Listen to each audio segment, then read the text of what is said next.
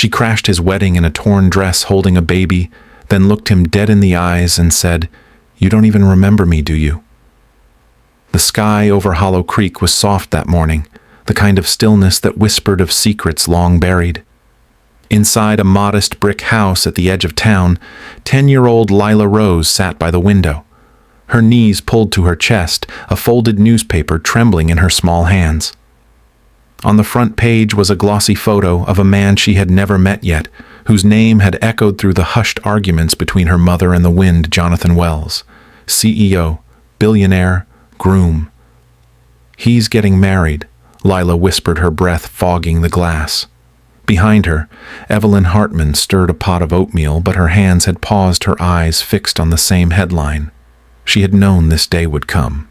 For a decade she had carried the weight of silence, raising Lila and her baby brother Noah away from the glittering cruelty of the Wells legacy. But now the lie was suffocating. Lila turned to her mother, her voice trembling, but clear. "Is he my dad?" Evelyn didn't answer at first. She simply walked to the drawer, pulled out a sealed envelope she had written years ago, and handed it to her daughter. "Sometimes the truth doesn't wait for the right moment," she said quietly. Sometimes. The truth shows up in a white dress. In the quiet town of Hollow Creek, mornings came slowly like warm syrup sliding down old oak bark. It was the kind of place where screen doors creaked in rhythm with the wind, and neighbors still waved from across gravel driveways. The post office closed for lunch. The library smelled like dust and lemon drops. And on Maple Street, in a small red brick house wrapped in ivy and soft silence, 10-year-old Lila Rose sat on the porch steps barefoot, her elbows resting on skinny knees, her eyes fixed on a horizon that didn't quite reach her world. Her hair was messy from sleep, her pajama pants too short at the ankles, but there was something steady in her gaze, an alertness that didn't belong to a child who had grown up safe. Behind her, the screen door opened with a soft groan, and Evelyn Hartman stepped out holding a chipped mug of coffee. She was 35, though her eyes often looked older, like they had memorized too many things they wished they could forget. Evelyn was a nurse's aide at the Hollow Creek Clinic, and every wrinkle on her face had been earned from long shifts, sleepless nights, and the kind of heartbreak you carry in silence. "You're up early," she said, lowering herself beside her daughter. Lila shrugged. "I had that dream again. The one where we're in a big house and I'm wearing shiny shoes." Evelyn forced a smile, brushing a curl behind Lila's ear. Shiny shoes are overrated. But the smile didn't reach her eyes. The town they lived in was wrapped in quiet, charmed church bells that rang every Sunday, potlucks at the firehouse, a single traffic light that blinked yellow through the night. Yet something unspoken hung in the air between them. Lila was smart, too smart. She sensed things. She noticed how her mother's hands trembled slightly whenever the mail came, or how she always turned the news off before the headlines finished. She didn't know much about her father, only that his name was Jonathan, and that Evelyn never said it out loud. Hollow Creek was peace in a jar, safe, predictable. But Lila knew deep in her bones that she didn't quite belong to this stillness. And today, as a breeze stirred the grass and the sound of a delivery truck rumbled in the distance, something shifted. Something was coming. Or maybe someone. The kitchen smelled faintly of cinnamon and warm milk, the kind of scent that made the little red brick house feel even smaller, tucked into its corner of Hollow Creek, like a secret no one dared to speak. Evelyn Hartman stood by the counter in her pale blue robe, a half-burnt piece of toast cooling beside an untouched cup of coffee. The radio played softly in the background, some old jazz station crackling through static, but her attention was fixed on the newspaper spread out before her.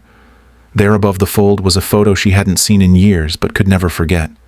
Jonathan Wells, CEO of Wells Meditech, Harvard graduate, Forbes cover, and now engaged.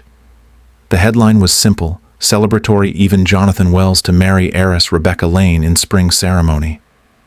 But to Evelyn, each word felt like a pin pressed into her chest. Her eyes moved slowly across the article, tracing lines of a life she had once been part of, now polished, packaged, and paraded for the world. There was no mention of her, no hint of the storm they'd survived together, no trace of the daughter who bore his eyes, or the infant son he had never held. Evelyn's fingers trembled as she reached for the mug, but she didn't drink. She just stood there staring. Her reflection in the kitchen window was barely visible in the morning light, but it looked like a stranger, older, thinner, tired in a way makeup couldn't fix. Her heart wasn't racing, but there was a stillness to her body that felt unnatural, like her bones were remembering something her mouth wouldn't say.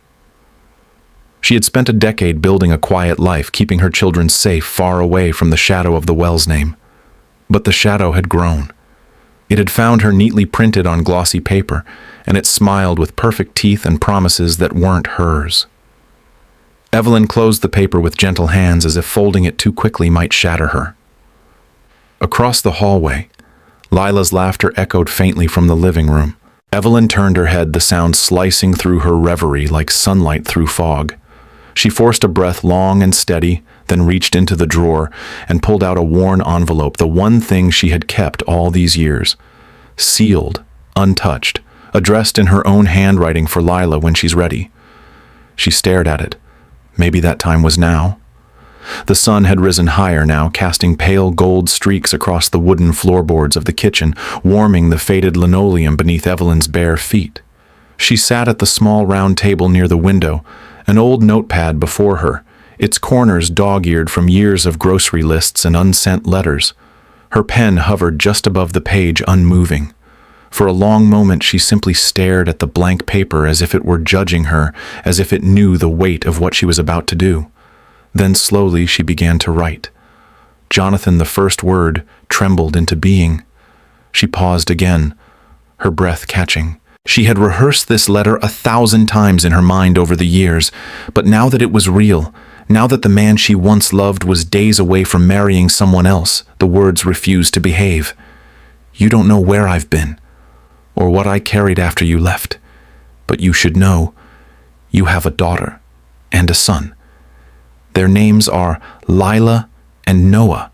Her handwriting wavered, but she kept going, driven by something beyond reason, something closer to truth. When she finally folded the letter, her fingers lingered on it, pressing the edges flat before slipping it into a plain envelope. No return address, just his name written with a quiet finality. She placed the envelope on the table and sat still, eyes closed, heart thudding in the quiet. She didn't hear the soft creak of the hallway floorboards. She didn't see the small shadow approach, or the tiny hand that reached up and quietly pulled the envelope into a pocket. 10 minutes later, Evelyn turned to find Lila standing near the back door, eyes too wide, lips pressed thin. "Lila," she asked, cautious.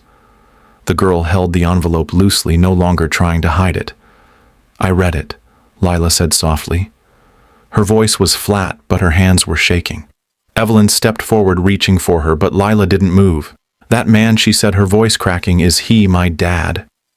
Evelyn froze. In that moment, all the years of silence collapsed between them like paper castles in the rain. She didn't answer right away. She couldn't. Because how do you look your child in the eyes and explain why you chose to protect them with a lie? The silence between them stretched like the road that led out of Hollow Creek, long, quiet, unpaved. Lila still held the letter in her hand, now slightly crumpled from how tightly she'd gripped it. Her eyes, though brimming with something raw and undefinable, didn't waver. Evelyn stood a few feet away, arms wrapped around herself, as if her own body was the only thing holding her together. The old clock on the wall ticked steadily, unaware that something irreversible had just shifted in that small kitchen. Lila looked at the envelope again, then back at her mother. Her voice came soft but sure, a whisper threaded with iron. "I'm going to the wedding," she said. No demand, no question, just a decision. Evelyn blinked once, then again. She had imagined this moment in countless forms over the years, Lila asking, crying, shouting, begging to know. She had never imagined this quiet certainty, this calm defiance wrapped in a 10-year-old's voice. Evelyn didn't speak. She wanted to. 1,000 words crowded her throat, warnings, pleas, memories, but none of them made it past her lips. Instead, she studied her daughter, the way her chin lifted just slightly, the way her small frame held itself like someone older, someone who had just stepped through a door that wouldn't open twice. There was something in Lila's face that Evelyn hadn't seen before. Purpose. "You can't stop me," Lila added, her voice trembling but her eyes unflinching. Evelyn knew she was right, not because Lila would run away or rebel, but because this wasn't rebellion. It was reckoning. The kind that children shouldn't have to carry, but sometimes do anyway. She stepped closer, brushed a strand of hair behind Lila's ear, and for a long moment just looked at her. This was the daughter she had raised in silence and love, the girl who had never known her father's name, but had inherited his fire. Evelyn finally nodded. No words, just a small, weary nod. It was not permission. It was acknowledgement.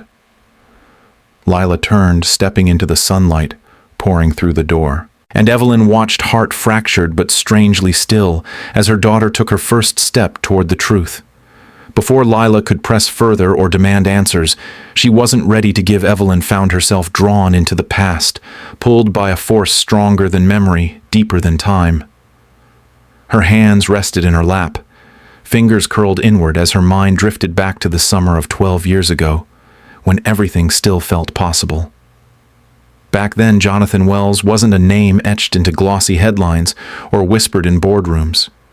He was just John, a bright-eyed medical student with rolled-up sleeves and a coffee-stained notebook, volunteering at a community health initiative deep in the Appalachian foothills. Evelyn had been 22, fresh out of nursing school, equal parts eager and uncertain. They met under flickering fluorescent lights in a dusty recreation center in rural Kentucky, surrounded by chipped folding chairs and the scent of iodine and sweat. The first time she saw him, he was kneeling beside an old coal miner with failing lungs, his voice low, his eyes kind. He listened more than he spoke. He stayed after everyone else had gone home. He asked questions not just about symptoms, but about stories, about family, about food, about what kept people awake at night. Evelyn noticed how he took notes not just in a chart, but in his heart. That summer blurred into late nights discussing public health under stars' laughter, over stale vending machine snacks, hands brushing while organizing medical supplies. They were young, broke, and invincible.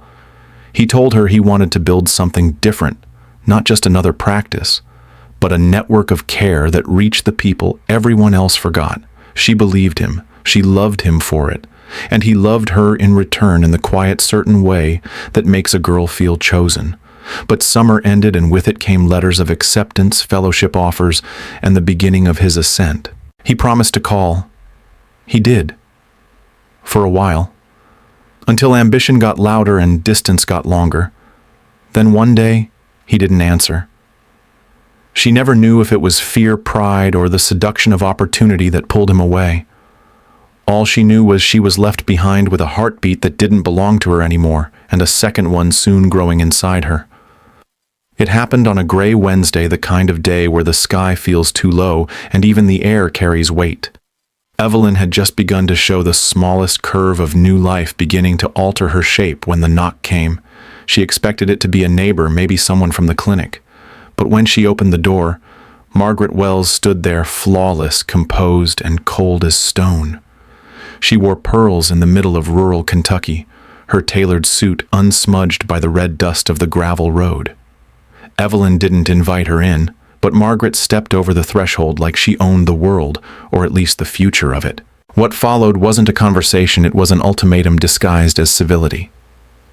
Margaret sat without asking, crossed one leg elegantly over the other, and said in the kind of voice that could shatter glass without ever raising its volume, "You understand this can't go public." Evelyn's chest tightened. She opened her mouth, unsure of what she'd even say, but Margaret continued smoothly. "Jonathan has a future, one that doesn't involve a scandal or a distraction. He will be a name, a legacy, and legacies cannot afford entanglements." Evelyn wanted to shout that this wasn't an entanglement. It was a child, a heartbeat, a part of him. But Margaret wasn't there for truths. She was there for control.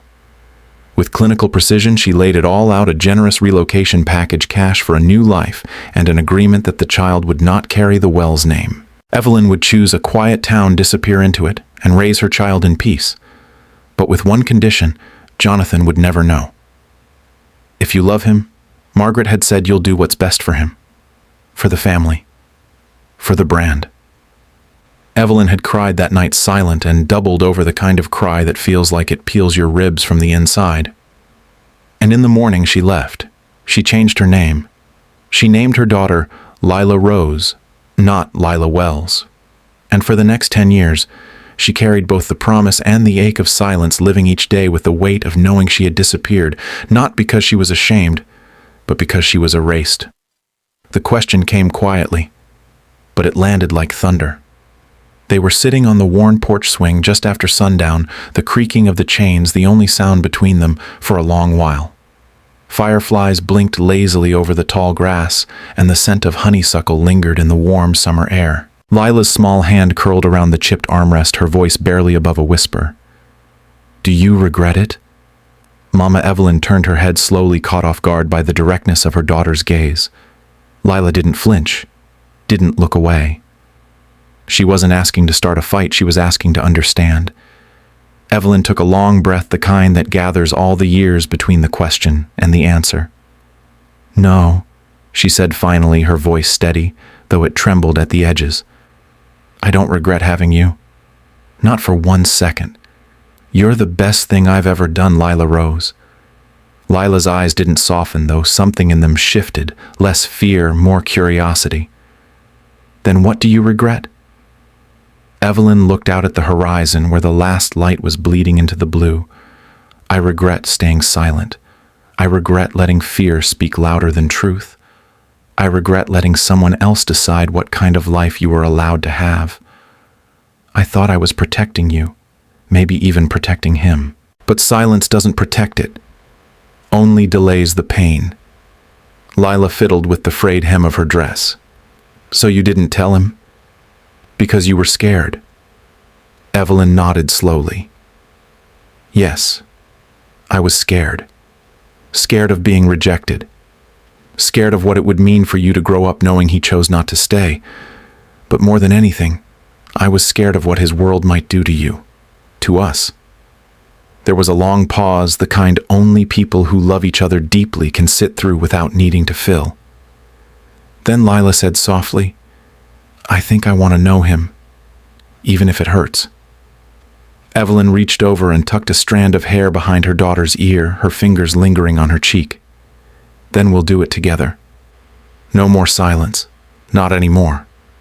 And as the stars began to appear above them, Evelyn knew whatever came next, they would face it not in fear, but in truth. The morning came quieter than expected, with a soft golden hue filtering through the lace curtains, casting gentle patterns on the wooden floor of their modest bedroom. Evelyn stood by the open wardrobe, her hands steady, but her heart trembling. She moved with a kind of quiet precision, folding each of Lila's clothes with care. Her favorite blue dress with the sunflower buttons, the cardigan that was a bit too big but smelled like home, the well-worn sneakers that still carried dust from the creek. Lila sat on the edge of the bed, watching her mother wide-eyed and still, as if absorbing every moment, every breath, every unspoken word between the folds of fabric.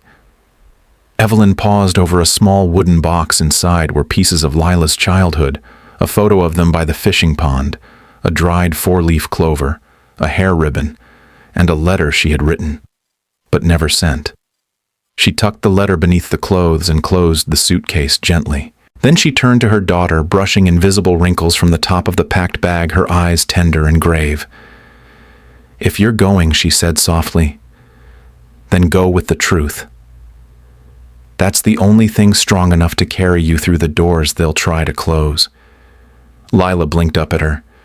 "Will they close them?" Evelyn gave a small knowing smile. "Some will, but not all. And the ones that open because you stood in truth, those are the ones worth walking through." She sat beside Lila and pulled her close, her arms wrapping around her daughter's thin frame. "They may look at you and see a girl from Hollow Creek, but you are more than that. You are my daughter and his. You come from love, even if it got buried under pride and fear. You have the right to be seen, heard, known." Lila's lips parted, words forming, but never quite spoken. Instead, she leaned her head against her mother's shoulder, the silence between them no longer filled with avoidance, but with resolve. Evelyn kissed the top of her head and whispered, "Go find the truth, Lila Rose, and don't be afraid of what it asks of you." The bag was zipped, the room still, and the journey finally had begun. The Wells estate shimmered beneath the midday sun, a sprawling architectural marvel nestled among the emerald hills of Virginia wine country, its stone facade gleaming like a crown jewel in the landscape.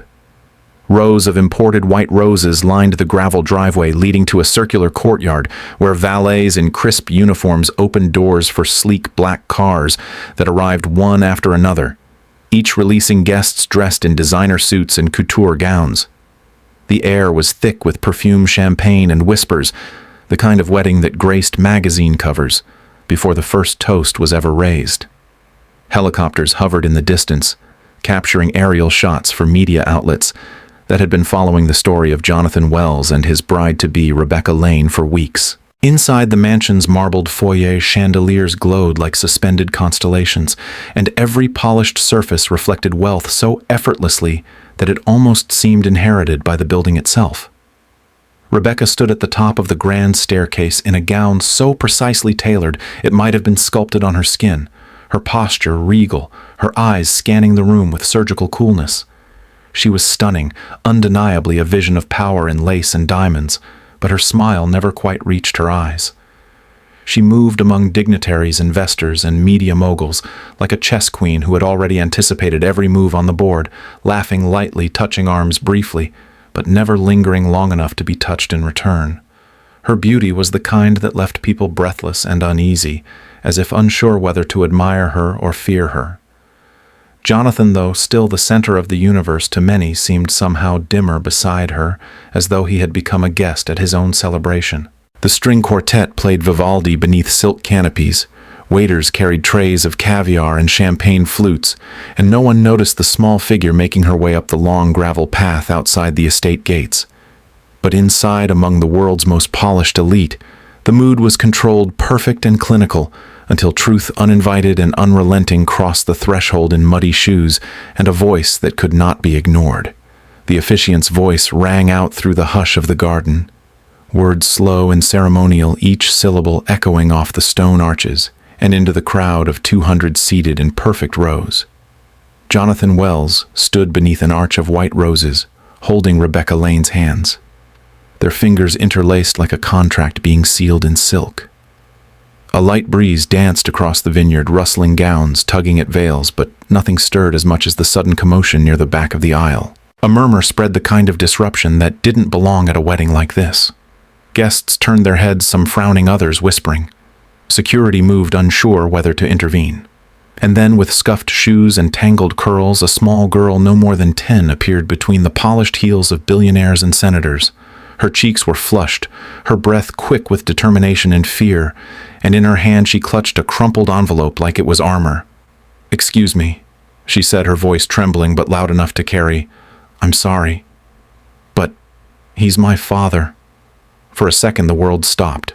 No bird song, no violin, just stillness. The officiant froze mid-sentence. Rebecca turned her grip, loosening. Jonathan's brow furrowed as he took in the sight of the girl standing barely at his knee. His mouth opened slightly, confusion rising before something in her face. Something painfully familiar struck him silent. The crowd erupted. Cameras clicked. Guests gasped. A reporter's pen slipped from her hand. Lila's voice broke through again, steadier this time. "I didn't come to ruin anything. I needed you to know." Rebecca stepped back, her face drained of color, and for the first time all afternoon, her mask cracked. Jonathan looked from the girl to the envelope and back again, and the edges of the perfect wedding so carefully orchestrated began to unravel at the seams. No one moved to stop her. No one dared. Because truth, especially when spoken by a child, didn't need permission to arrive, it simply arrived uninvited and undeniable. For a moment it was as if time fractured. The air itself seemed to hold its breath. Murmurs turned to hushed gasps, then louder whispers as heads turned from one side of the aisle to the other. The guests, politicians, investors, media moguls sat frozen in their designer suits and gowns, eyes darting between the flower-draped altar and the girl standing alone, her small shoulders squared against a sea of disbelief. Rebecca Lane, the perfect bride with every strand of hair sculpted into perfection, didn't blink. Her mouth tightened into a thin line, her bouquet trembling ever so slightly in her manicured fingers. She stared at Lila like the child was an illusion, something conjured out of nowhere to mock her perfect moment.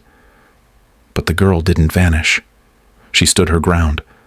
Jonathan Wells, usually the calm center of every storm, seemed stunned into silence. His hands slowly dropped to his sides. He stared at Lila, but not with anger or denial, more like someone seeing a memory come alive, something long buried now standing before him with undeniable eyes and a voice that cracked open a locked door in his soul.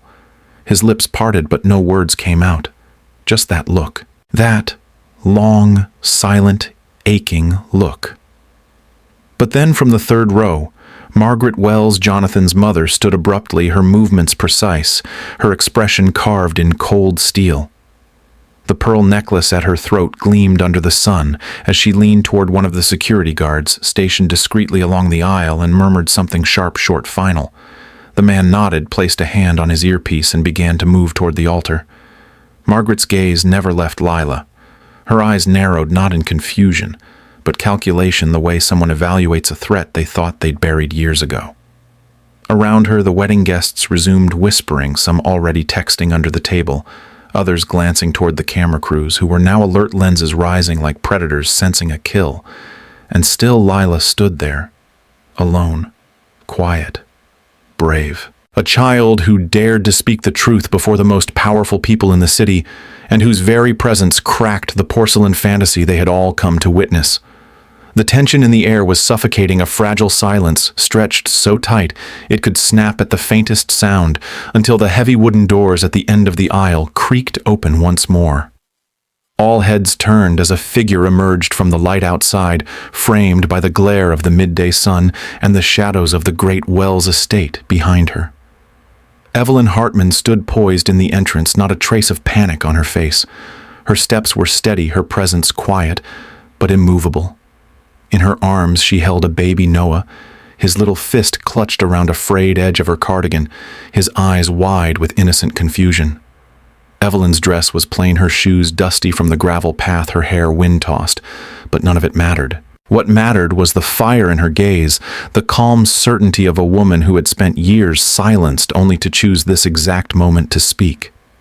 She walked with quiet determination down the aisle, past rows of gawking strangers and flashing cameras, past whispers laced with judgment and curiosity.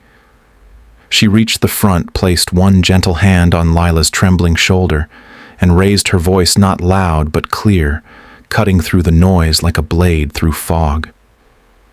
"She's not lying," Evelyn said, her eyes locked on Jonathan. "She's telling the truth." The words dropped into the silence like stones into still water. Jonathan's breath caught. Rebecca's face blanched. Margaret Wells flinched ever so slightly, her facade cracking at the edges. Evelyn didn't waver. "Her name is Lila Rose Hartman. She is your daughter. And this," she turned, slightly gently adjusting the child in her arms, "this is Noah, your son." The guests gasped audibly now, the silence breaking into a low, pulsing murmur. Cameras tilted. Security hesitated. Jonathan took a step forward, as if pulled by something deep and ancient and undeniable. But Evelyn held her ground. "I kept them safe when your world wouldn't," she said simply. "But I won't let them be erased again." Her voice didn't shake. Her arms didn't falter. And in that moment, with two children by her side and every eye watching, Evelyn reclaimed not just her past, but her power. Evelyn did not falter as the room buzzed with murmurs and shifting feet, the quiet panic of a world meticulously constructed, now tilting on its axis. With calm, deliberate movements, she reached into her worn leather handbag and pulled out a small, weathered envelope, its edges softened by time. "If words aren't enough," she said, her voice steady and unwavering, "perhaps the truth on paper will speak louder." She stepped closer to the podium where the officiant had stood only moments before and placed the documents down one by one, not with aggression, but with quiet dignity. First came 2 birth certificates, one for Lila Rose Hartman, listing Jonathan Wells as the father in clear, unmistakable print. The second for Noah James Hartman, bearing the same paternal name. Gasps echoed from the front rows. Evelyn continued pulling out an old sonogram photo, faded but still legible. This was taken 6 months before Lila was born, she said, holding it up for Jonathan to see for the cameras to capture. You held my hand that day. Then came the final item, a photograph curled at the corners, showing a younger Evelyn in a lab coat beside Jonathan, both smiling shyly at a community medical tent with a banner reading, Outreach Wellness Project Hollow Creek. Some of the older guests, former colleagues, university donors, foundation board members, squinted, blinked, and their eyes widened in slow realization. Whispers of, "That's her," and I remember now began circling the room like wind through dry leaves. A woman near the 3rd row gasped softly, nudging the man beside her. She worked with Jonathan. I met her at the health symposium in Raleigh. Even a former senator leaned forward, adjusting his glasses. That girl helped treat my grandson's asthma 15 years ago, he murmured to his wife. Evelyn's quiet power had done what no shouting match or confrontation could. She had cracked the illusion. The guests no longer saw a stranger crashing a ceremony. They saw the fragments of a truth buried by fear and control. And Jonathan, standing motionless at the altar, could no longer look away from the undeniable evidence of a life he once lived and the family he'd unknowingly abandoned. Rebecca's heels clicked sharply against the marble floor as she stormed forward, eyes blazing beneath the veil now tossed aside. Her voice trembled not from weakness, but from fury barely contained. You came here, she spat, to ruin me, to tear apart everything I've built with him. On our wedding day. Is that what you wanted? To see me humiliated? Evelyn did not flinch. She held Noah closer, the baby's quiet breathing steady against her shoulder. Her gaze met Rebecca's with unwavering calm, not cold, but resolute. I didn't come to destroy anything. She replied, her voice low, but firm, each word a brick laid in the foundation of truth. I came to reclaim what was stolen from me. What was denied, not just to me, but to my children. Rebecca scoffed, eyes darting toward Jonathan, who stood like a ghost, shell-shocked and silent. You had years, she hissed. Why now? Why, when we were finally starting our life? Evelyn's voice cracked, just slightly, but she didn't stop. Because for years I was told to disappear. To stay quiet so you could build this perfect empire untouched by consequence. I kept my silence to protect Lila, to give her a peaceful life. But when she found out, when she looked at me with those eyes and asked if she'd ever know her father, I knew I couldn't keep lying. The room pulsed with the tension of 100 eyes watching the collision of 2 women, each powerful in her own way, each representing a version of Jonathan's life, one past and hidden, one polished and present. You didn't just come to tell the truth, Rebecca accused, stepping closer, her breath sharp. You came to take him back. Evelyn shook her head. I don't want him, she said simply. I don't need him.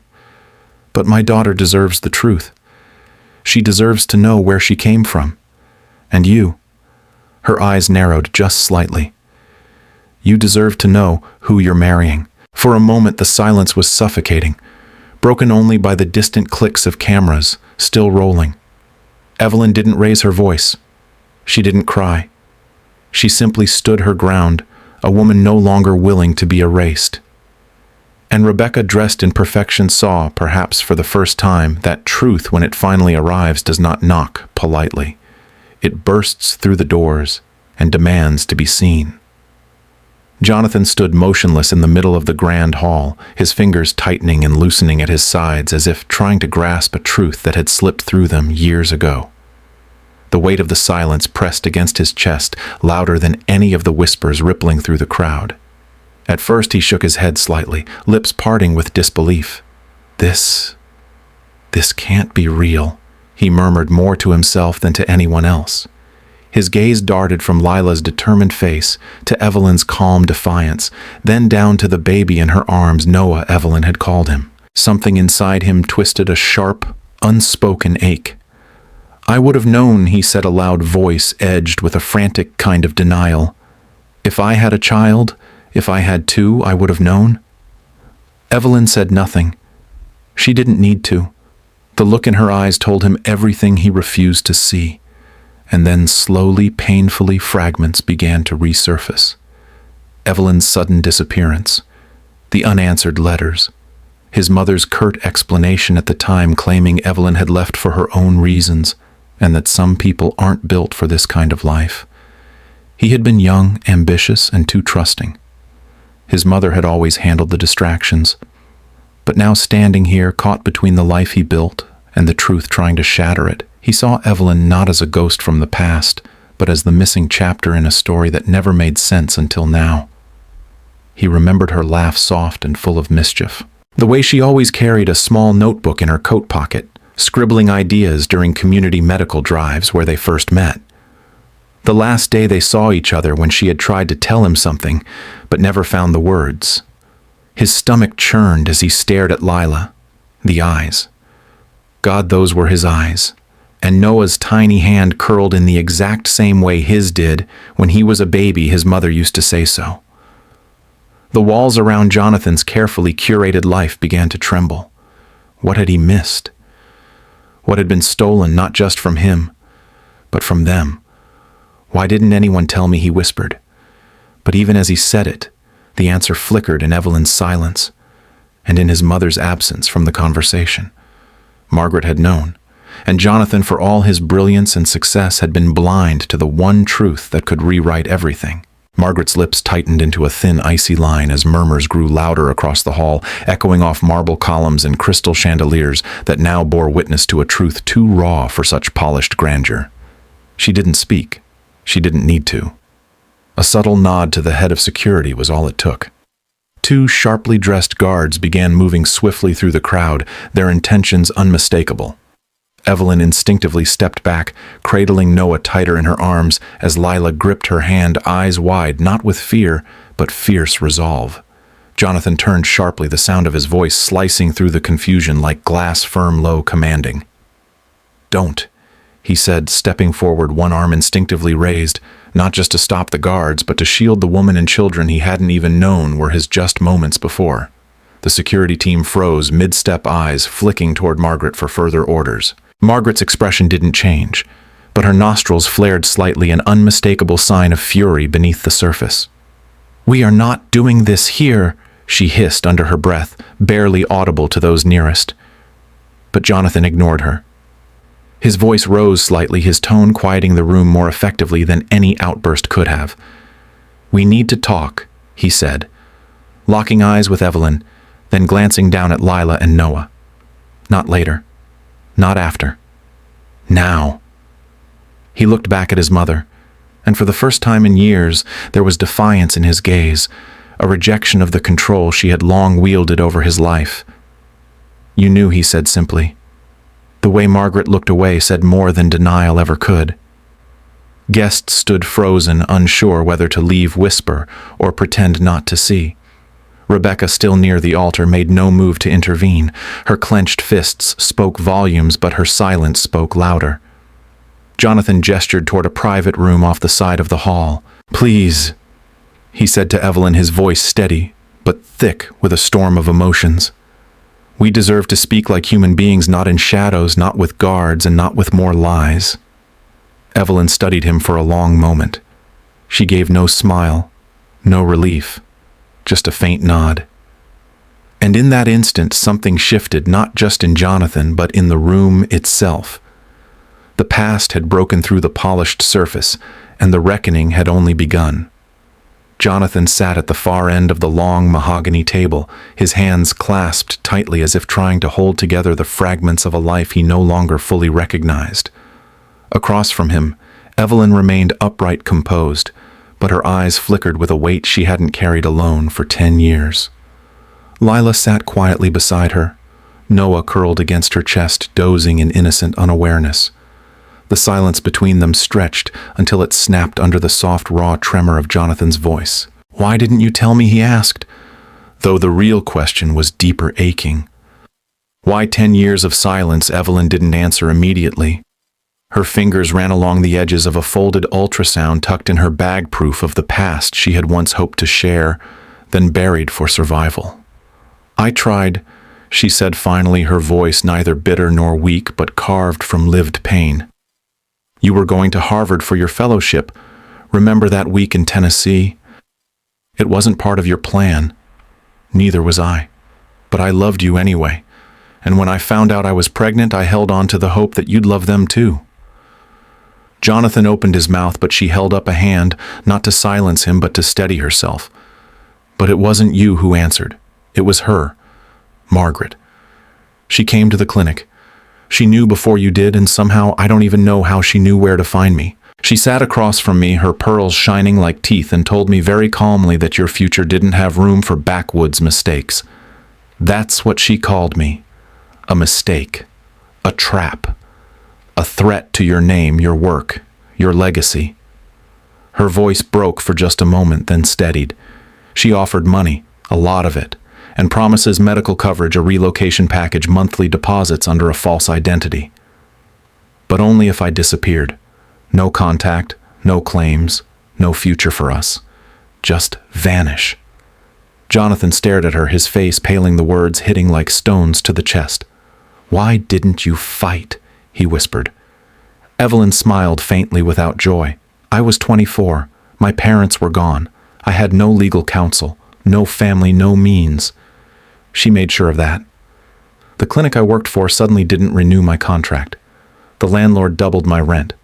I got harassed, followed. You think I didn't try? I wrote letters you never saw. I left voicemails that vanished. She built a wall around you so high I couldn't even see your shadow. She looked at him now, not with anger, but with sorrow. So I stopped trying to speak into silence. I chose to protect Lila and Noah, to give them peace, even if it meant they'd grow up with half their truth missing. But I never stopped hoping one day you'd look around and ask exactly what you just did, why I was quiet. And now you know it wasn't silence. It was survival. Jonathan's gaze remained locked on Evelyn, but it had shifted no longer. Just a man confronting a past he didn't know existed, but now a man sensing there was something far deeper, far darker, beneath the surface. His voice dropped to a near whisper, both wary and searching. There's more, isn't there? Evelyn inhaled sharply, her fingers tightening around the faded manila envelope she had carried for years, but never dared to open in front of him. There's something I haven't told you.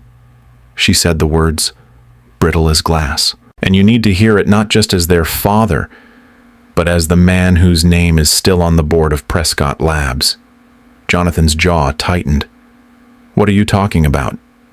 Evelyn opened the envelope and slid a folded stack of documents toward him. Medical intake forms, clinic memos, and a consent form bearing the words, Neosolve Pediatric Trials, Phase 2. She didn't wait for him to digest them before she continued. It was called Neosolve. Marketed as a neurodevelopmental enhancer originally for children with speech delays or sensory disorders, but in early testing it caused severe adverse effects, seizures, emotional suppression, in some cases brainstem swelling. The trials were paused. Then, just before Lila's 3rd birthday, a recruiter came to our door. I was told she'd been selected for a special therapeutic opportunity. They called it a gift, a chance to help other children. I asked questions. They dodged. I pushed harder. The recruiter returned with someone from Prescott Labs carrying files with Margaret's signature. And that's when I knew this wasn't random. Jonathan's face had gone ashen and he muttered, "My mother..." Evelyn nodded slowly. She authorized Lila's inclusion, claimed she had legal guardianship because of the identity she forced me to assume. They planned to administer the drug without my consent. I confronted them, threatened to go public. They laughed, said no one would believe a single mother with a fake name and no paper trail. That's when I took the kids and ran, changed our identities again, burned everything that tied us to that place. Her voice cracked with fury and grief. Do you understand now? I didn't just leave to protect your career. I left to save her life. Jonathan leaned back as if the room had tilted beneath him. I had no idea, he said hoarsely. Evelyn's stare was cold and clear. No, you didn't. But she did. And that's why silence wasn't just survival. It was rebellion. And now that you're finally listening, I won't be silent anymore. Jonathan stood at the edge of the quiet guest room, his frame still hands slightly trembling at his sides as he stared at the small figure curled up on the couch beneath a knitted blanket Evelyn must have packed. The little boy's chest rose and fell with the soft, untroubled rhythm of sleep, his lashes long, his mouth parted ever so slightly, a tiny hand clutching the edge of a stuffed elephant that looked like it had been mended more than once. Noah. His son. The word crashed into him with a force he hadn't prepared for. There was no press conference, no sterile DNA report, no staged reunion. Just this, the sacred, unguarded stillness of a sleeping child who didn't even know the world had shifted around him. Jonathan felt something strange stir in his chest, a cracking open of something he had long buried beneath ambition logic and the carefully architected distance he maintained from vulnerability. He took a step forward, then paused again, overwhelmed by the realization that the boy he was looking at, his boy, had grown through years of firsts without him. First words, first steps, first scraped knees and nighttime fevers. Jonathan hadn't even known the child existed, and now he was breathing the same air only a few feet away, oblivious to the storm unraveling around him. As if drawn by instinct, Jonathan's eyes drifted to the small coffee table beside the couch. There, scattered in a neat array, were crayons and a sketch pad. He reached down and picked up the top sheet, and that was when it happened. The image was unmistakable. A tall man in a suit, dark hair, kind eyes, a wide, bright smile. Beside him stood a girl with long braids and a mischievous grin, and in the man's arms, a boy with the same sleepy eyes now resting on the couch. And beneath the figures, written in large block letters, "My family." Jonathan's breath caught in his throat. He blinked once, twice, as something wet and unfamiliar stung the corners of his eyes. Lila had drawn this. She had given him a smile he wasn't even sure he'd earned yet. She had placed him in her world. No questions, no demands. Just presence. Possibility. The man in the drawing looked like someone Jonathan had once dreamed of being before legacy and lineage consumed everything. And for the first time in years, his face softened. The room didn't spin. The pressure didn't mount, just a quiet, disarming ache as he sat down slowly beside his sleeping son and whispered, "I'm so sorry I missed all this." The conference room at Wells Meditech's private executive floor had never felt colder. Glass walls towered above the boardroom table, casting reflections of power and paranoia in every direction.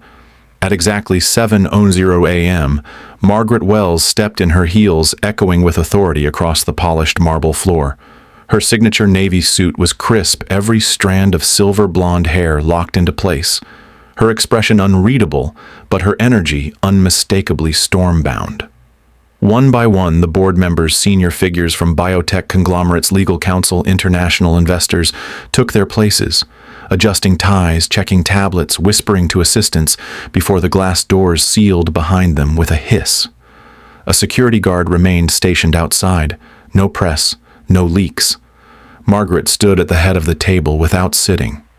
"This is an emergency session," she began, her voice clipped, measured. "You've all seen the footage, or at least heard the whispers. There was an incident yesterday at the Wells estate, an interruption during a private family event, now regrettably public. A young woman and alleged child made claims regarding Jonathan Wells and a past relationship that could have legal and reputational implications. She was accompanied by her mother, Evelyn Harper, who I remind you was once involved with our community research initiative and subsequently disappeared under confidential settlement terms."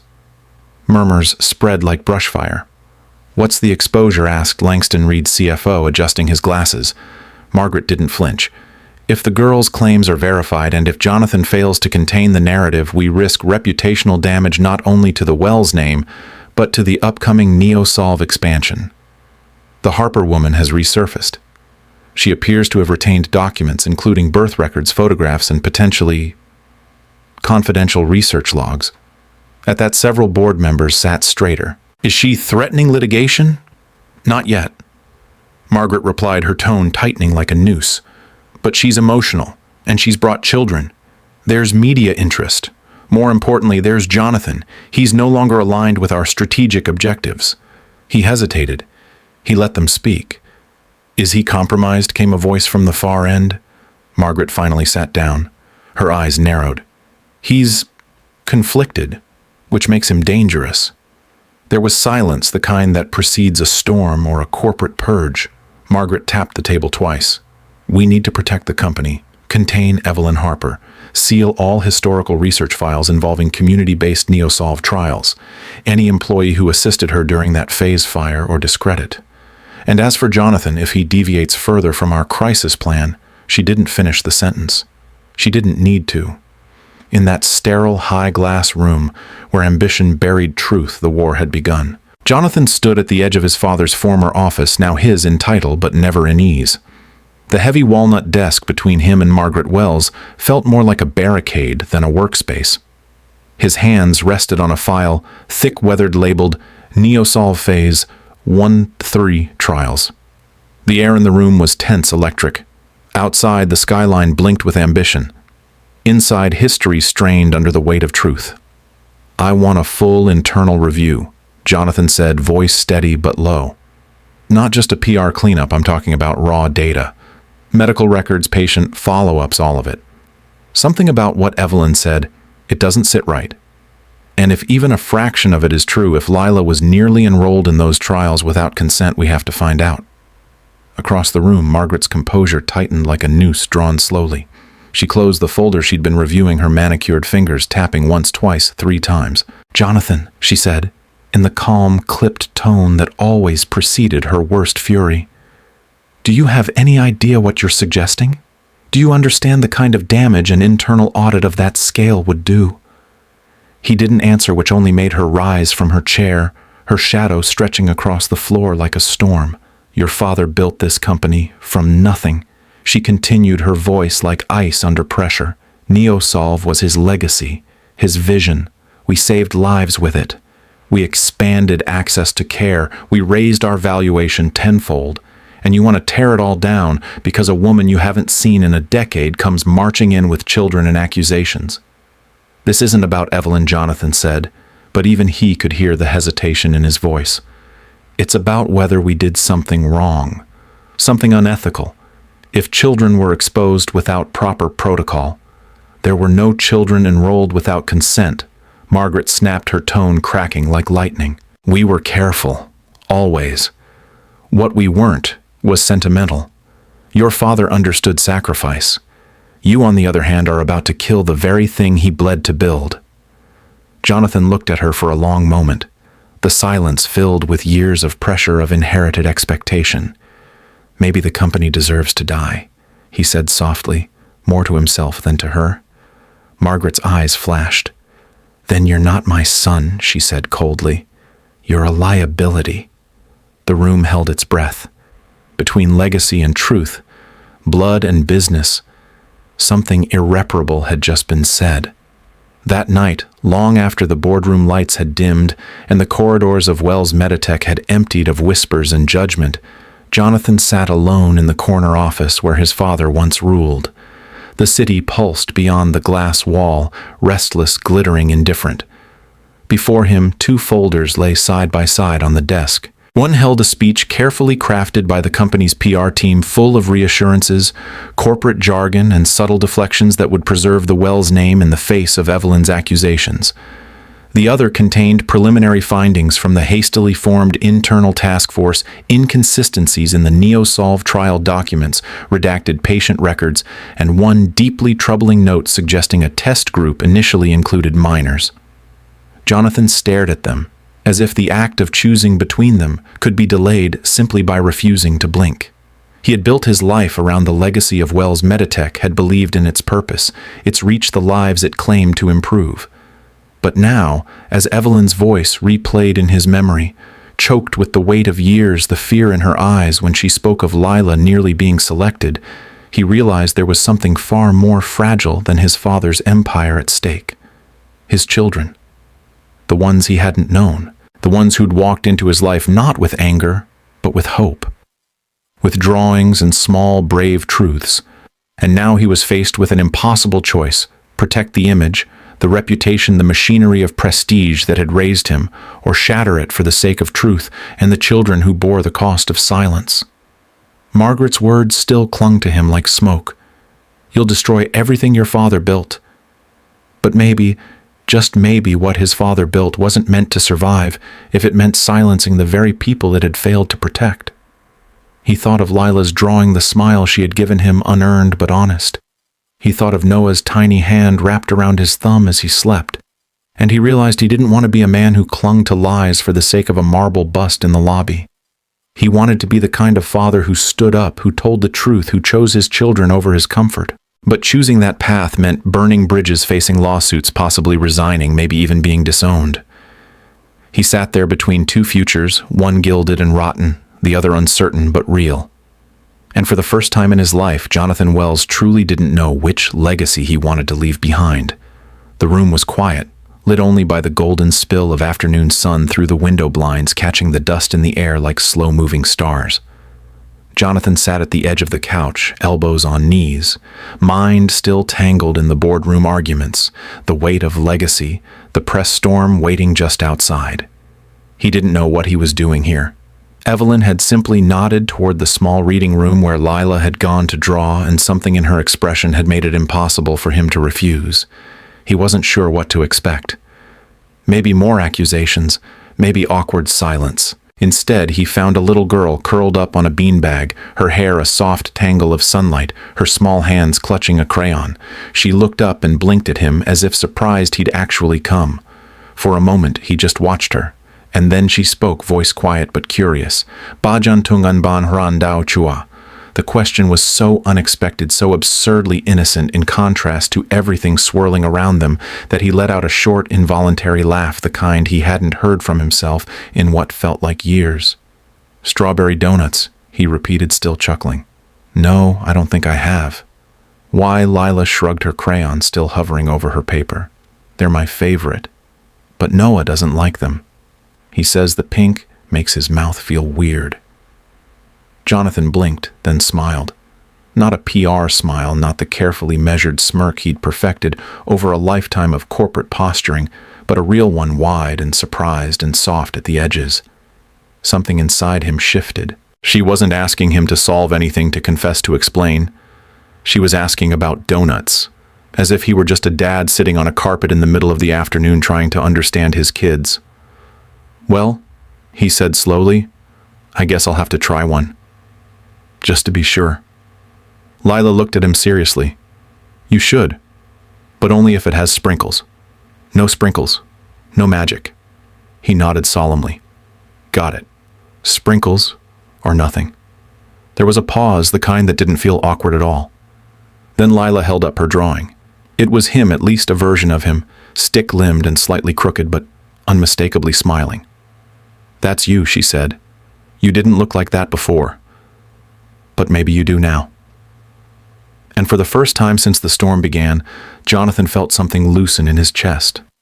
Not everything had to be fixed right now. Maybe it just had to be real. Jonathan sat across the table from Lila, in the quiet corner of the small cafe Evelyn used to take her on weekends. The place smelled like cinnamon and fresh bread, and outside the window life moved on as if the world hadn't shifted on its axis just days before. His gaze drifted to the little girl in front of him, legs dangling off the high chair, carefully peeling the paper off her muffin like it was some sacred ritual. He still didn't know how to hold this moment. He had been handed empires, navigated mergers worth billions, faced journalists with fire in their eyes, and shareholders with knives behind smiles. But here in front of a child asking for nothing but time, he felt more exposed than ever. Lila didn't look up immediately when she spoke. Her voice was gentle, but it landed with the quiet power of a truth long rehearsed. "Con kong can tien. Chi kan ban goy un sang voi con moi tuan." Jonathan's heart stuttered.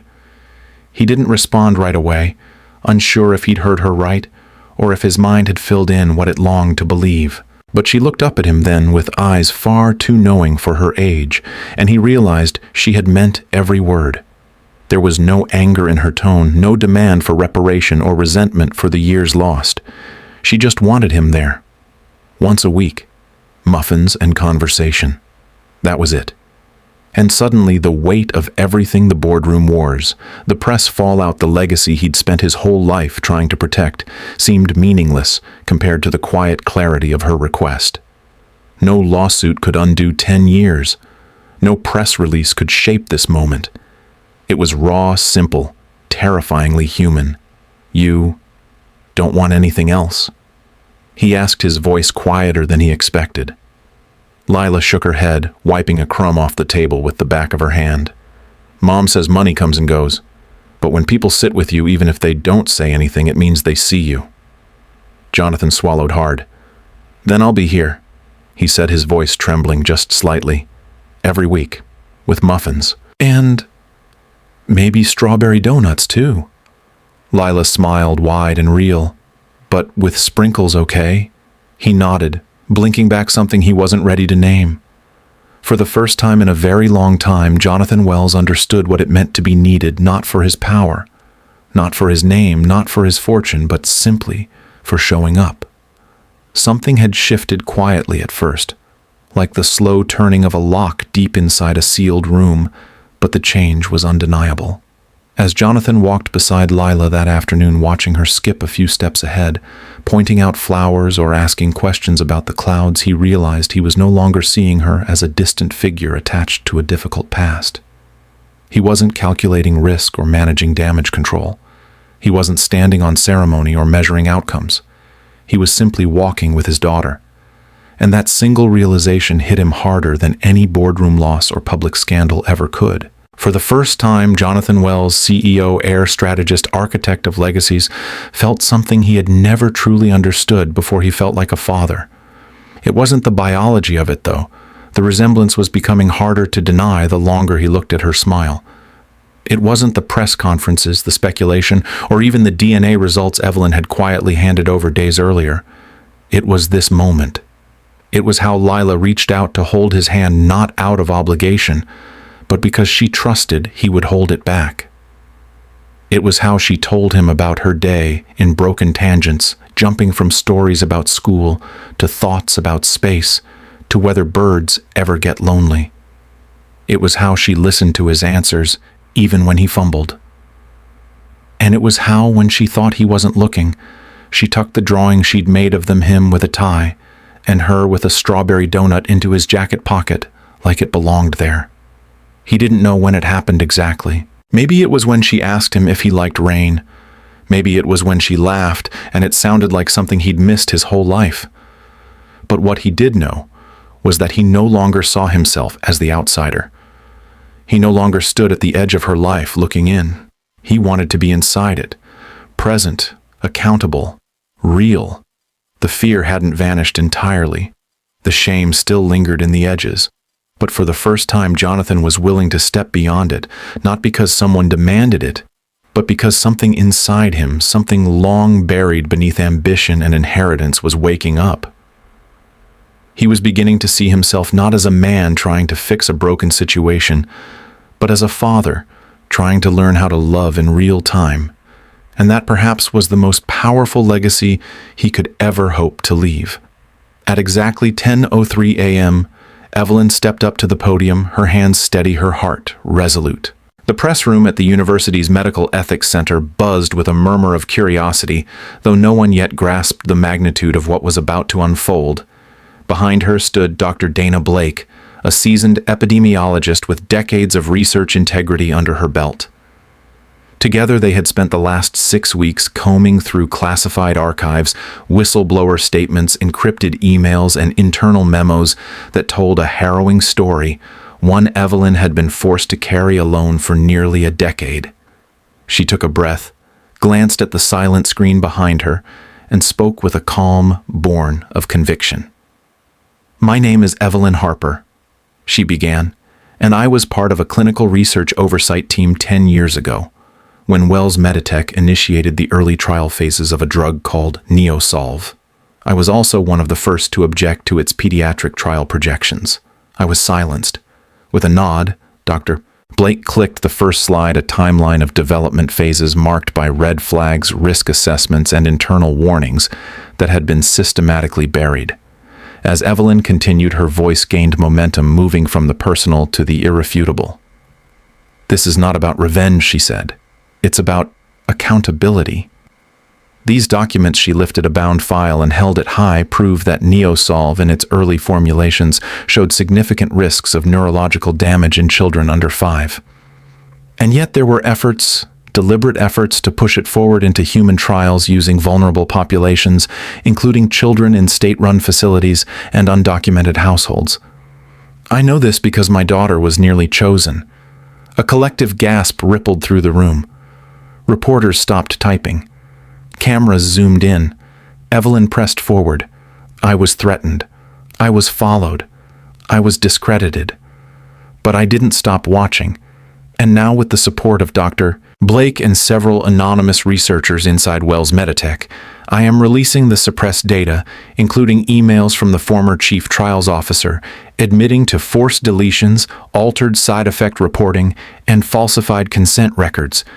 As the screen cycled through damning charts and graphs, Dr. Blake stepped in, verifying the validity of the dataset, citing peer-reviewed comparisons and offering a public drive link with full transparency. Evelyn stood unwavering. The truth was not lost. It was hidden. "Today we return it to the public." Her final words struck with clarity and fire. No child should ever be used as collateral in the name of profit, and no mother should have to disappear to keep her child safe. The room exploded into noise questions, Flash's hands raised, but Evelyn did not step back. She looked directly at the nearest camera, knowing the boardroom at Wells Meditech was watching, knowing Jonathan was watching, and perhaps even Margaret Wells. This was not a cry for help. It was a declaration of war, fought not with vengeance, but with truth, and Evelyn had finally found her voice. By the following morning, Margaret Wells had already mobilized her legal team. A blistering cease and desist letter arrived at Evelyn's temporary apartment by courier at 6:42 a.m., printed on heavy cream cardstock bearing the Wells Meditech insignia in embossed gold. It was less a legal warning and more a veiled threat wrapped in corporate elegance. Margaret knew better than to confront Evelyn in public. Her strategy was subtler, more venomous. The letter accused Evelyn of breach of confidentiality, intellectual property theft, and malicious defamation of a publicly traded corporation. But between the formal language and meticulously drafted legal jargon was the unspoken threat of financial ruin. Evelyn read it once then, again heart-pounding, not out of fear, but from the knowledge that this was only the beginning. What Evelyn didn't yet know was that Margaret had already dispatched private investigators to comb through her past, to dig into her hospital records, financial transactions, anything that could be twisted into impropriety. And worse, Margaret had people watching Dr. Dana Blake, prepared to leak a decades-old ethics complaint she had once faced during a dispute with a pharmaceutical sponsor, long resolved but still dangerous in the wrong hands. That afternoon, Evelyn received a second letter, this time from a concerned third party, claiming to have evidence that she had falsified some of the trial data she had released and offering immunity from prosecution in exchange for a full confession and signed retraction. It was a trap expertly baited and dripping with the kind of legal ambiguity that could destroy her reputation whether or not she responded. Behind the scenes, Margaret also called in favors with media contacts feeding subtle narratives, disgruntled former employee with an agenda, questionable ties to fringe whistleblower groups, divorced, unstable, possibly motivated by personal vendetta. And while Evelyn braced herself against the rising tide, Margaret went a step further, quietly offering a settlement to one of the anonymous researchers who had backed Evelyn's data, hoping to flip their allegiance. Her message was clear. Wells Meditech would not be humiliated. Evelyn Harper would be made an example. In a closed-door boardroom, Margaret calmly reviewed her playbook with her legal counsel, her voice cold and measured. "She thinks this is a story about truth and justice," she said, eyes narrowed. "But this is about legacy. Control the narrative, and you control the truth." Her final move that week was the most calculated, an internal memo leaked just enough to suggest that Evelyn had accessed confidential documents, illegally hinting at a possible criminal investigation. She didn't need to win in court. She just needed Evelyn to be afraid enough to back down, and if fear didn't work, ruin would. For Margaret, it was not personal, it was war, and Evelyn, no matter how brave, had just become a liability that had to be neutralized quietly but completely. 3 days after the press conference, Evelyn sat alone in a small legal office just outside the city, a half-empty cup of coffee cooling beside a stack of cease and desist letters bearing the Wells Meditech crest. The air felt heavier than usual, as if laced with unseen weight, but her hands didn't shake. Not anymore. The media storm was still raging, but now so were the corporate machines. Margaret Wells had responded swiftly and viciously, unleashing a battalion of lawyers armed with threats of defamation, breach of confidentiality, misappropriation of intellectual property, and intentional reputational sabotage. Anonymous calls had begun again, some offering money to back off, others painting veiled threats involving custody investigations and tax audits. Evelyn knew this playbook. She'd read it a decade ago in whispers and shadows, but this time she was not running. She closed the last letter and rose from her seat. That evening, back at the modest townhouse where Lila and Noah were sleeping side by side on the couch after a makeshift movie night, Evelyn sat at the dining table, a single bulb humming above. Dr. Dana Blake had just left after another round of organizing documents for the upcoming Medical Ethics Tribunal.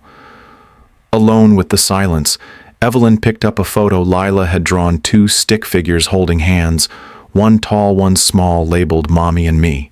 Her eyes welled, but she didn't cry. She remembered the moment Lila, at just 3 years old, had asked her, "Are the bad people still coming?" and how she had answered, "Not if we stay quiet." And that had haunted her, because staying quiet hadn't made them safe. It had only made the powerful bolder. She turned toward the recorder, blinking red beside the files, and began to speak. "My name is Evelyn Harper. And everything I'm about to say, I say not for revenge, but for protection. For Lila. For Noah. For every child who could have been in the file labeled trial-ready subject. For the children who were already lost their symptoms, blamed on genetics, or poverty, or fate." Her voice cracked, but she continued. "I am aware of the consequences. Margaret Wells can sue me into bankruptcy.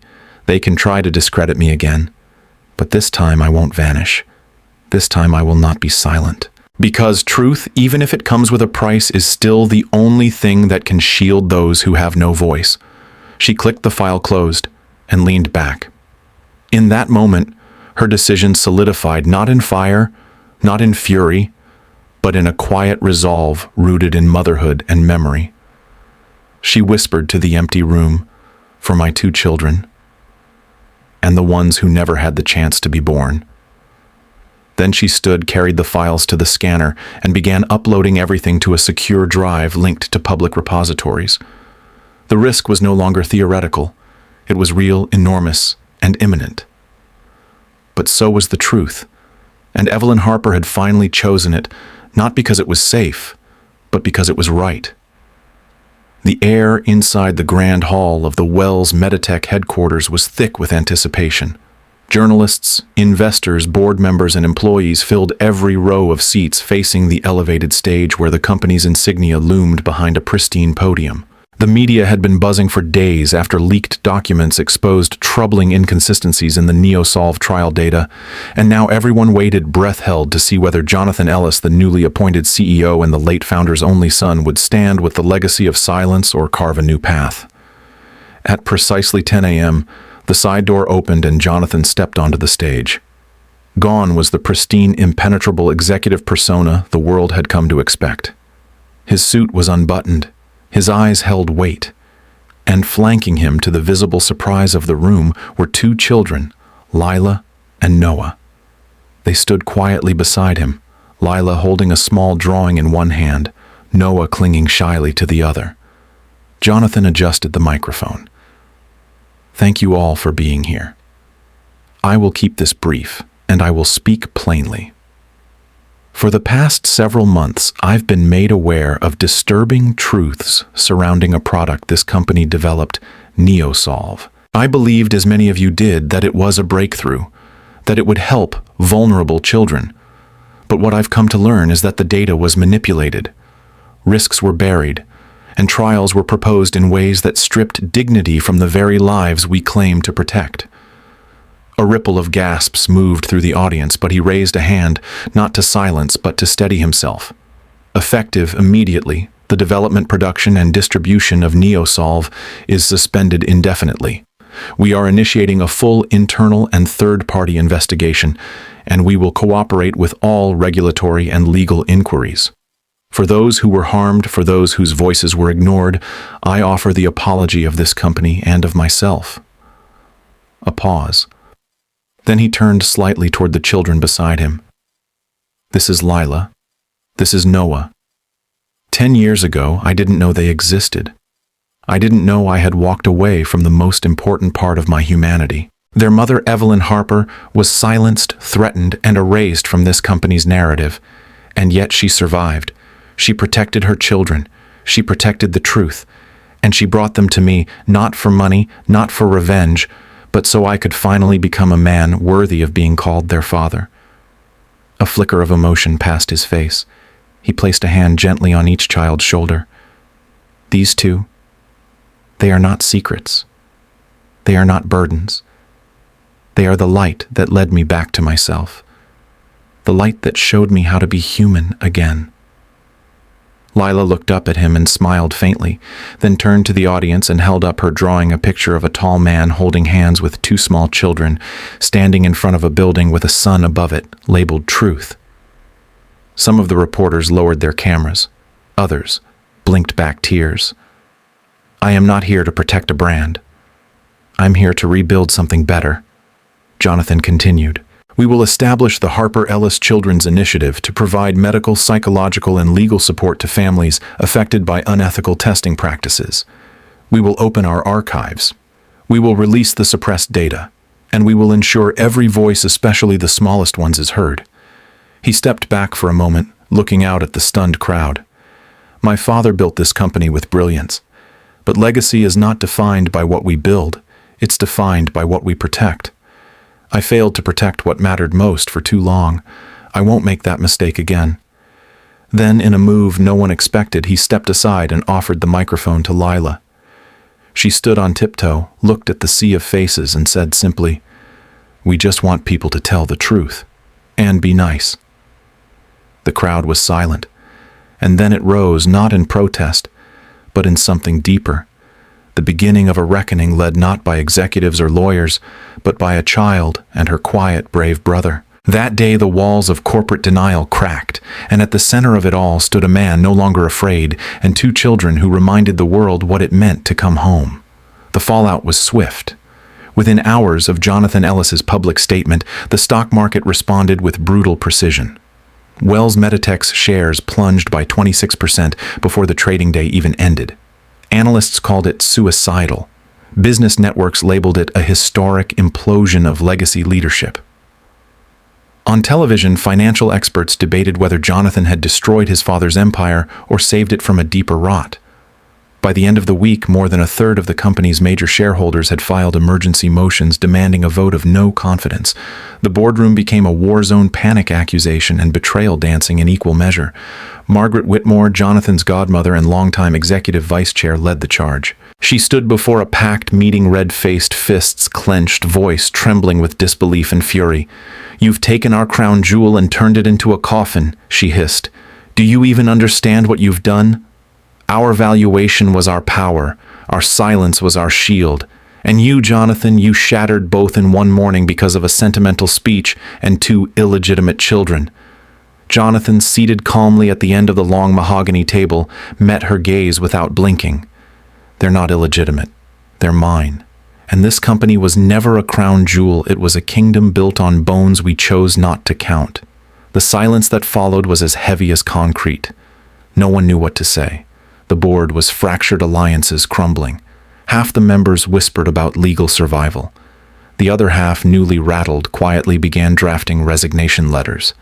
Jonathan was alone, and yet not entirely. Because while the corporate structure trembled, another flood, less visible but far more powerful, was beginning to rise. Letters, thousands of them, emails, video messages, drawings in crayon, handwritten notes on torn receipts. Within 48 hours, the communications department was overwhelmed. They had expected backlash, outrage, lawsuits. What they didn't anticipate was gratitude. Messages poured in from parents across the country, from small towns and crowded cities, from clinics and homes where children had been hurt or nearly included in trials they never consented to. Some shared medical records, others shared stories of whispered threats and silenced concerns. But most simply said thank you. Thank you for finally listening. Thank you for not hiding. Thank you for giving our children names instead of numbers. One message stood out, scrawled in uneven handwriting, mailed in a stamped envelope from Ohio. It read, "My son Elijah was almost selected for the NeoSolve trial. They told me it would help his speech delay, but I said no. They told me I was risking his future. Today, I watched the CEO of the company who scared me once say he was sorry. I just wanted to say, I forgive you." Jonathan read that letter alone in his office past midnight, with Lila asleep on the couch and Noah's toy train set still scattered across the floor. He didn't cry, but something inside him shifted. He realized that while he had lost billions in shareholder value, he had regained something far rarer, the trust of people who had every reason to stay silent. And it wasn't just parents. Whistleblowers inside other pharmaceutical companies reached out, inspired to speak. Former employees, now nurses, sent information that might have gone unnoticed.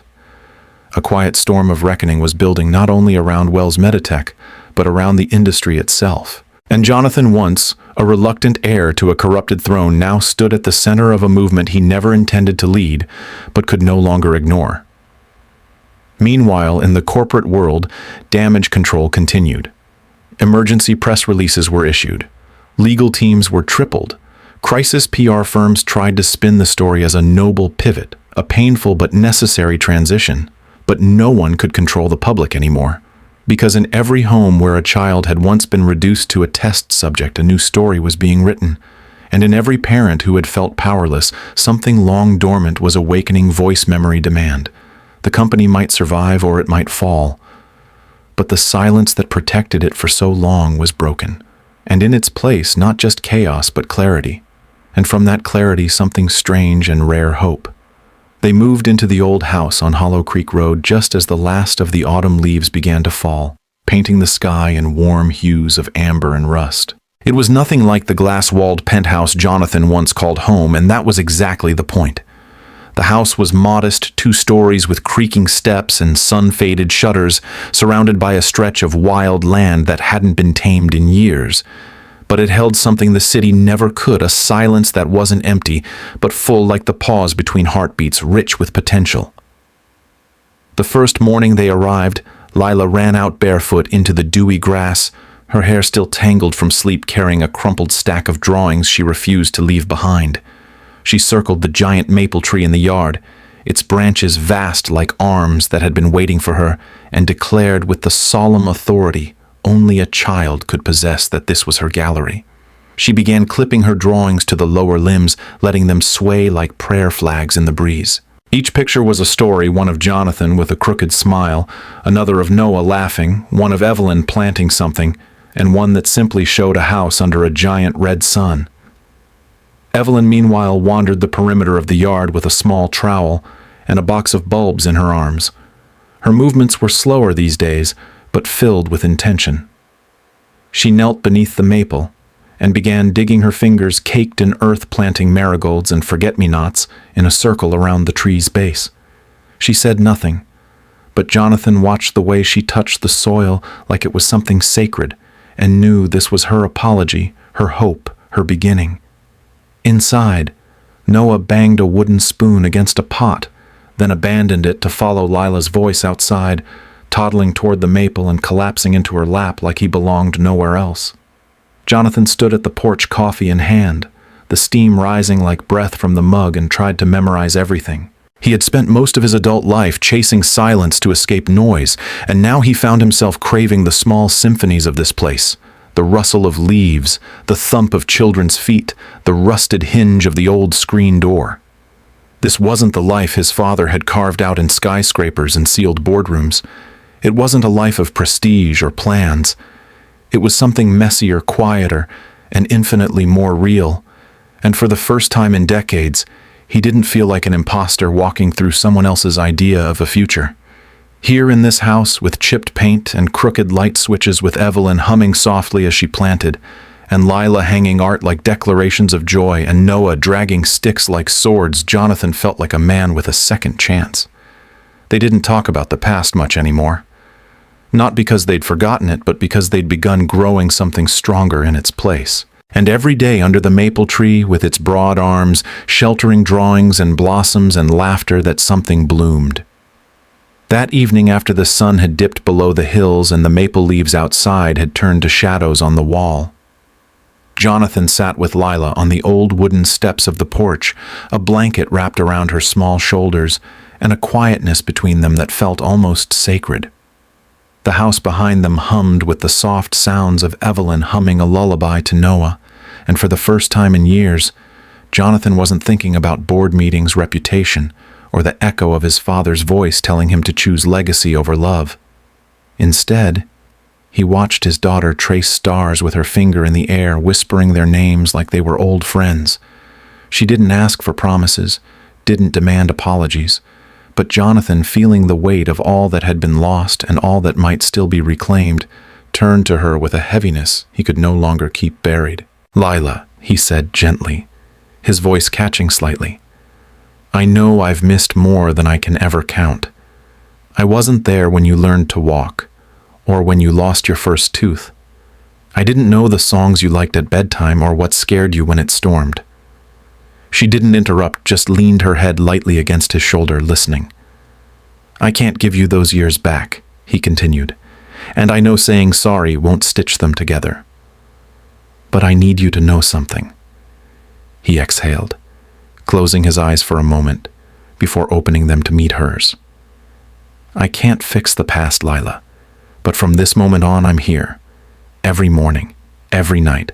I'll be the one who makes your pancakes wrong and listens to your stories that don't have endings. I'll be the dad who shows up quietly constantly, not because I have something to prove, but because I finally understand what matters." Lila was silent for a beat, then looked up at him with a seriousness far beyond her years. "Even on Mondays?" she asked. Jonathan smiled through a sting of tears. "Especially on Mondays." She gave a small nod as if sealing a deal between them, and leaned fully into his side, her warmth grounding him in a way he hadn't known he needed. The wind rustled the branches above, making the drawings still pinned to the maple tree flutter gently like they were nodding in approval. And in that stillness, Jonathan felt something inside him shift, not with a dramatic crash, but like a door that had been cracked open for years, finally swinging wide. He wasn't chasing redemption anymore. He was choosing presence, not perfection, not performance, just being here every day for as long as he was given. And in that quiet vow, made beneath a darkening sky to a child who had taught him how to be human again, Jonathan became at last the father he had once been too afraid to try to be. The light of the setting sun poured over the porch in a soft amber hue, casting long shadows and bathing the quiet scene in warmth that felt almost sacred.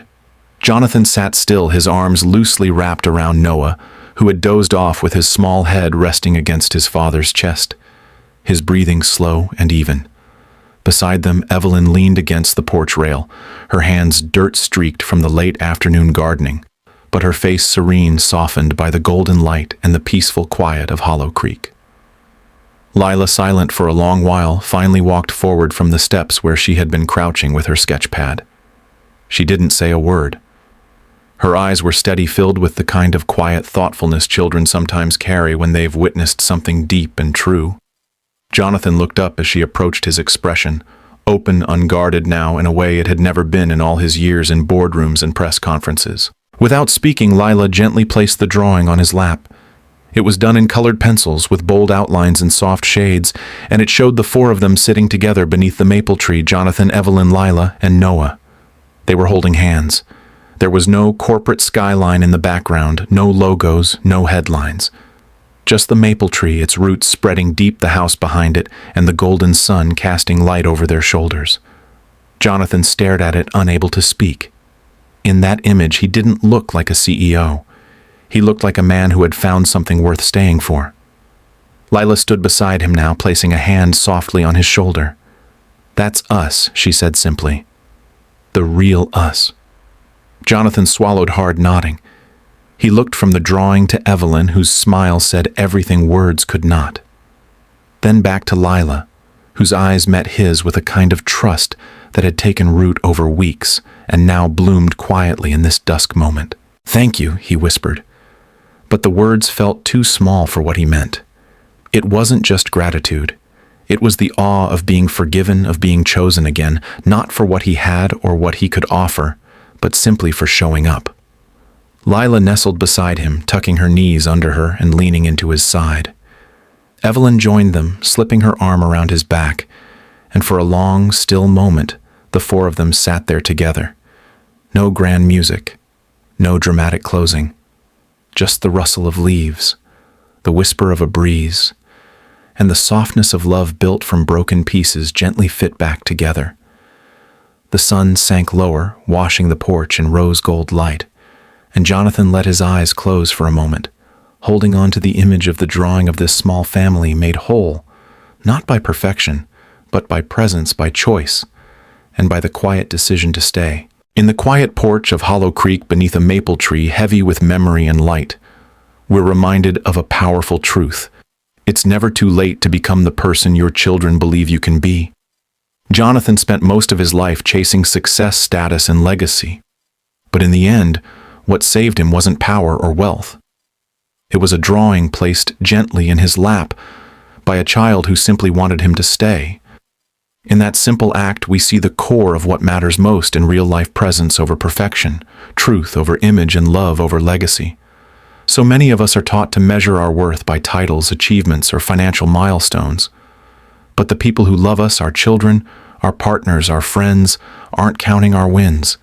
They're counting the mornings we showed up, the evenings we stayed, the quiet moments we truly listened. This story reminds us that healing isn't about rewriting the past. It's about making different choices from today onward. Whether you're a parent, a sibling, a friend, or someone trying to repair a fractured bond, start small. Sit on the porch. Share a donut. Say, "I'm here," and mean it. These are the threads that mend what was torn. These are the gestures that matter most. And if you've ever felt like it's too late to be the person your loved ones need, remember, this presence is a promise. And every day you stay, you begin to rebuild. If this story moved you or reminded you of someone you love, leave a comment below. We'd love to hear your thoughts or your own journey. Save this video to watch again when you need hope, and don't forget to subscribe to the channel for more stories that heal, inspire, and remind us what truly matters.